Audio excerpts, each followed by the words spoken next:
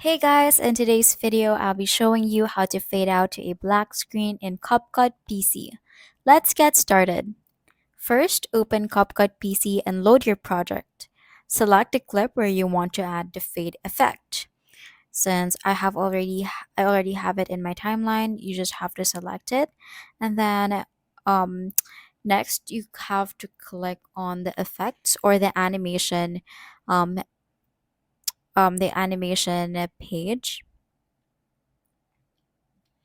And then right here, click on the out effects. Among the options here, just click on fade out. Let's find fade out.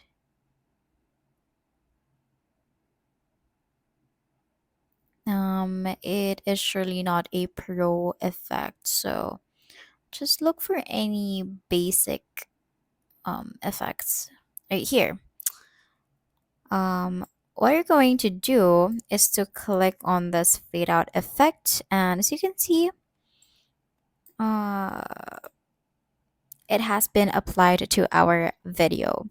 Now you can adjust the duration of the fade by dragging the edges of the effect on the timeline to your preferred length, or you can just simply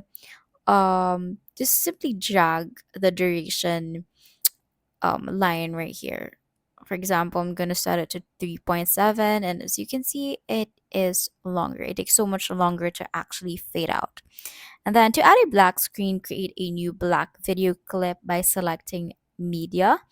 And then you can import if you have a black screen available in your computer, or you can go to library because they already have, or CapCut already has a built-in black background. Just search for black, and then here you can see a photo. Let's just drag it to the timeline, and then let's fix our fade out to a much shorter one. And yeah, as you can see, it faded out to a black screen. And that's how you fade out to a black screen in CapCut PC.